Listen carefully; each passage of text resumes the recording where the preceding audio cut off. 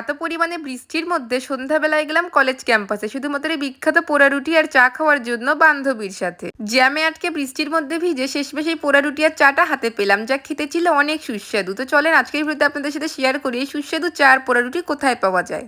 আজকে আমার ইচ্ছা হয়েছে যে আমি সন্ধ্যাবেলায় পোড়া রুটি আর চা খাবো। তো যেই ভাবা সেই কাজ, তার জন্য আমি বান্ধবীকে কিন্তু তুলে নিতে চলে আসলাম ওর মেসে। আর বান্ধবীকে নিয়ে একটা রিক্সার মধ্যে করে এখন আমরা চলে যাচ্ছি কলেজের ক্যাম্পাসে। আর জানি না কেন সবসময় এমন হয়, যখনই কোথাও তাড়াহুড়া করে যেতে ধরি তখনই কিন্তু এমন লম্বা জ্যামে আটকে যাইতে হয়। যেহেতু জ্যামটা অনেকটা লম্বা, তাই জন্য রিক্সা ছেড়ে দিয়ে এখন আমি আর আমার বান্ধবী হাতে বৃষ্টির মধ্যে যাচ্ছি হেঁটে হেঁটে। সত্যি কথা বলতে আজকের এই পোড়া রুটিটা খাইতে গিয়ে আমাদের যে কষ্টটা ফেস করে এখানে আসতে হয়েছে, সেটা একদম সারা জীবন মনে রাখার মতো একটা অভিজ্ঞতা। শুধু যে আসার সময় বিষয়টা এমন না, যাওয়ার সময়ও। যাই হোক, সেটা একটু পরে শেয়ার করতেছি। তো অনেক যুদ্ধ জয় করার পর আমরা কিন্তু চলে আসছি এই তো এখানে পোড়া রুটি আর চা খাইতে। তো অনেকদিন থেকে ভাবতেছিলাম যে পোড়া রুটি আর চা খাইতে আসবো, কিন্তু দিনই ঠিক করা হচ্ছিল না।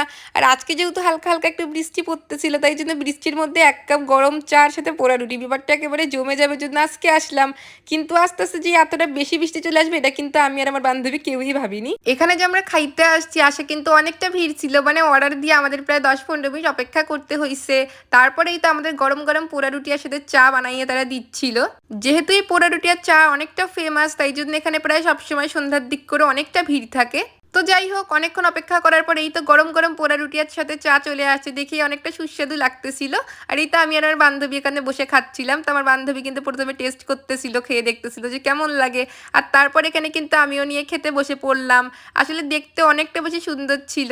আর দেখছেন চায়ের মধ্যে কিন্তু একেবারে ভরে ভরে মালাই দিয়ে দেওয়া আছে। এই পোড়া রুটিটা চায়ের মধ্যে ডুবিয়ে খাইতে অনেকটা কিন্তু ভালো লাগতেছিল।